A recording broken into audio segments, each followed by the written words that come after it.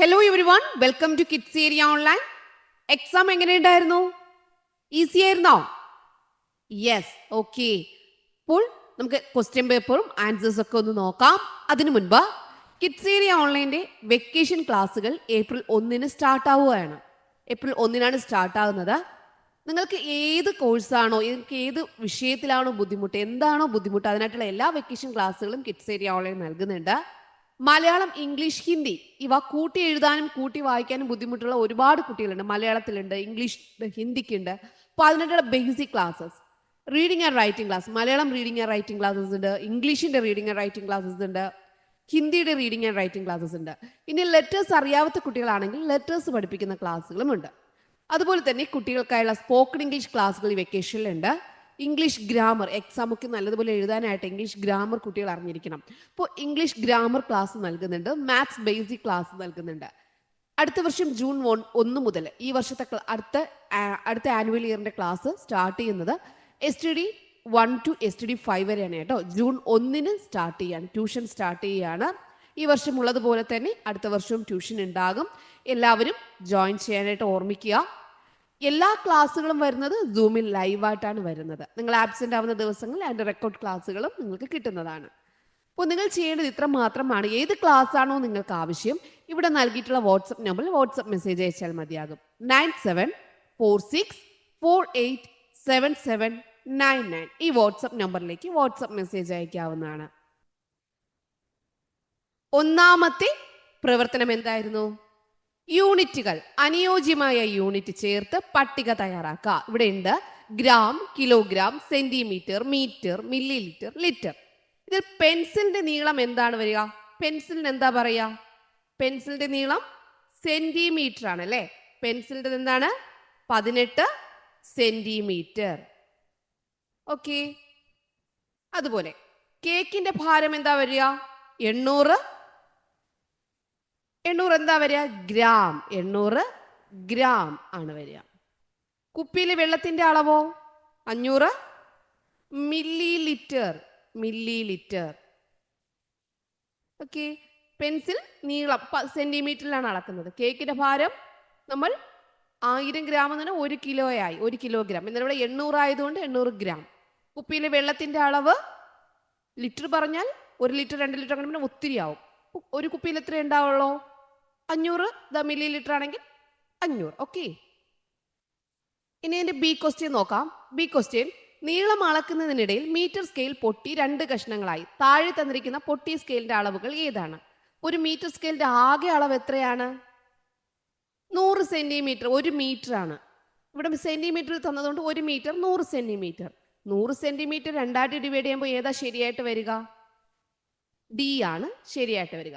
40 + 60 = 100. Okay. രണ്ടാമത്തെ പ്രവർത്തനം നോക്കാം. സ്കൂൾ വാർഷികത്തിന് രക്ഷിതാക്കളിൽ നിന്നും ലഭിച്ച തുകയാണ് നൽകിയിരിക്കുന്നത്.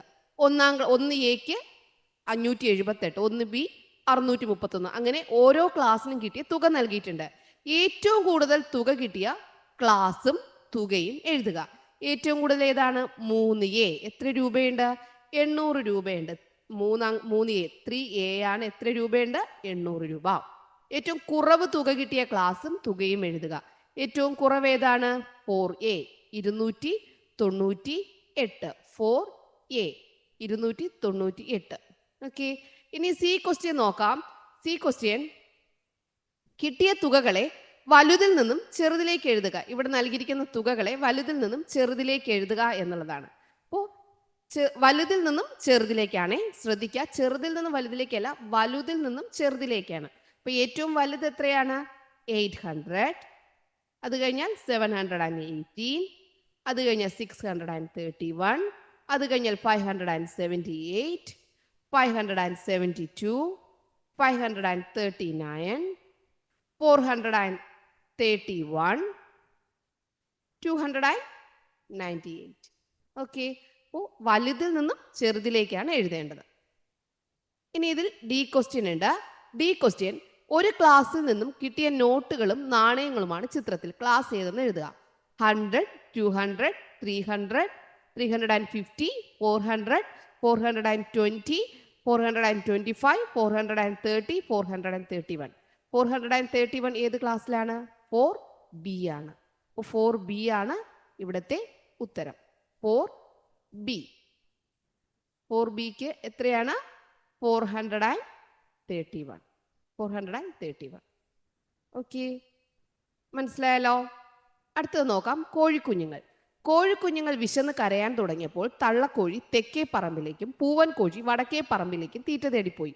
തള്ളക്കോഴി 24 പയർമണിയായി വന്നു.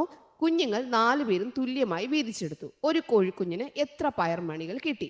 അപ്പോൾ തള്ളക്കോഴി 24 പയർമണിയായിട്ടാണ് വന്നത്. 4 പേർക്കും തുല്യമായി വീതിച്ചു. അപ്പോൾ ഉത്തരം എത്രയാ കിട്ടുക? 6. ഓക്കെ, 6 ആണ് ആൻസർ വരിക. ഇനി ബി ക്വസ്റ്റ്യൻ നോക്കാം. കുറച്ചു കഴിഞ്ഞപ്പോൾ 12 പയർമണിയുമായി പൂവൻ കോഴി വന്നു. കുഞ്ഞുങ്ങൾ അതും കൃത്യമായി വീതിച്ചെടുത്തു. 12 പയർമണിയുമായിട്ട് ആര് വന്നു? പൂവൻ കോഴി വന്നു. അതും 4 കുഞ്ഞുങ്ങൾ കൃത്യമായി വീതിച്ചെടുത്തു. അപ്പോൾ എത്രയാ വരിക? 3. 3 ആണ് ആൻസർ. ഇനി അതിന്റെ സി ക്വസ്റ്റ്യൻ നോക്കാം. കഴിക്കാൻ തുടങ്ങിയപ്പോഴാണ് അച്ഛനും അമ്മയ്ക്കും ഒന്നും കിട്ടിയില്ലെന്ന് കോഴിക്കുഞ്ഞുങ്ങൾക്ക് മനസ്സിലായത്. അവർ എല്ലാ പയർമണികളും ചേർത്ത് എല്ലാവർക്കും വീതിച്ചു. ഇപ്പോൾ ഓരോരുത്തർക്കും എത്ര പയർമണികൾ വീതം കിട്ടും? അപ്പോൾ ആദ്യം തള്ളക്കോഴി 24 കൊണ്ടുവന്നു. അത് കഴിഞ്ഞോ പൂവൻ കോഴി 12 കൊണ്ടുവന്നു. 12. ഇപ്പോൾ എത്രയായി? 36 ആയി. എത്രയായി? 36. 4 കുഞ്ഞുങ്ങളുണ്ട്, അച്ഛനും അമ്മയും ഉണ്ട്. അപ്പോൾ എത്ര പേരായി? 6 പേരായി. 36 ഡിവൈഡഡ് ബൈ 6 എത്രയാണ്? 6 ആണ് ഉത്തരം. ഓക്കെ, അടുത്ത ചോദ്യം. സമയം എത്ര? തൻവിയുടെ ഒരു ദിവസത്തിൽ നടക്കുന്ന വിവിധ പ്രവർത്തനങ്ങളും സമയവും തന്നിരിക്കുന്നു. സമയം ക്ലോക്കിൽ ചിത്രീകരിക്കാം. രാവിലെ ഉണരുന്നു 6 മണി. 6 മണി എന്ന് പറയുമ്പോൾ എന്ത് ചെയ്യണം? ചെറിയ സൂചി എങ്ങോട്ട് വരയ്ക്കണം? 6ലോട്ട് വരയ്ക്കണം. ചെറിയ സൂചി 6ലോട്ടും അടുത്ത് വലിയ സൂചിയോ 12ലോട്ടും വരയ്ക്കണം. ഓക്കെ, 10 മണി. സ്കൂൾ ആരംഭിക്കുന്നത് 10 മണി. ഇപ്പോൾ ചെറിയ സൂചി ചെറുതിലോട്ടും വലിയ സൂചി 12ലോട്ടും വരയ്ക്കുക. അടുത്തത് ഉച്ചഭക്ഷണം 1 മണി. ഉച്ചഭക്ഷണം 1 മണി. ചെറിയ സൂചി 1ലോട്ടും വലിയ സൂചി 12ലോട്ടും. ഓക്കെ, അടുത്ത ചോദ്യം നോക്കാം. പ്രഭാത ഭക്ഷണം 15 മിനിറ്റ്, ഉച്ചഭക്ഷണം 20 മിനിറ്റ്, ചായ 10 മിനിറ്റ്, കളി 1 മണിക്കൂർ, അത്താഴം 15 മിനിറ്റ്. ഇങ്ങനെയാണ് തൻവി ഒരു ദിവസത്തിൽ ചിലവഴിക്കുന്നത്. തൻവി ഭക്ഷണം, കളി ഇവയ്ക്കായി ഒരു ദിവസം ആകെ ചിലവഴിക്കുന്ന സമയം എത്ര? ഇവിടെ പ്രഭാത ഭക്ഷണം, ഉച്ചഭക്ഷണം, ചായ, അത്താഴം ഇതെല്ലാം ഭക്ഷണമല്ലേ? കളിയും ഉണ്ട്. അപ്പൊ ഇതെല്ലാം കൂടി കൂട്ടണ്ടേ? കൂട്ടണം. അപ്പൊ എങ്ങനെ ചെയ്യാം?